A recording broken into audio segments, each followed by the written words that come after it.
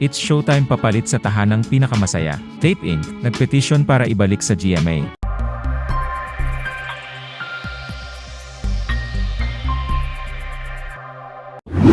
Ang Television and Production Exponents Inc.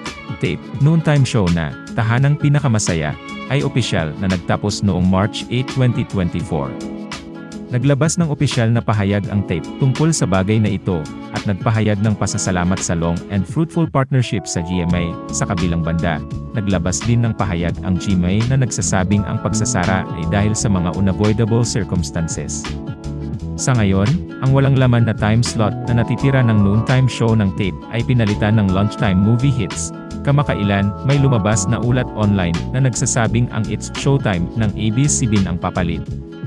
Ayon sa sulat ni El Guerrero ng Filipino Star ngayon, tinatapos na ng ABS-CBN at GMA ang mga detalye ng kasunduan ng partnership na ito. Ang partnership na ito ay magbibigay din ng kalayaan sa mga artista ng dalawang dating magkaribal na ito. Kung maaalala, kasalukuyang ipinapalabas ang Showtime sa GTV. Nitong Hulyo, lumipat ang Kapamilya Noontime Show sa GTV noong July 2023 matapos tanggihan ang naantalang telecast offer ng DB5.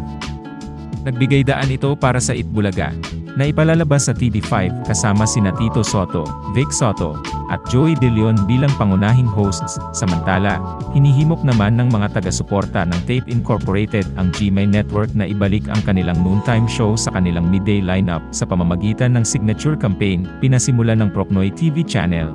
Ang petisyon ay naglalayong pigilan ang humigit kumulang 200 empleyado na mawala ng trabaho dahil sa paghinto ng midday show na ginawa ng Tape. Binigyang diin ng petitioner ang kahalagahan ng pagpapanatili ng tape sa ilalim ng GMA Network. Sa ngayon, nakakuha na ng 190 signature ang petisyon. Sa ngayon, wala pang update kung ano ang papalit sa noontime show na tahanang pinakamasaya.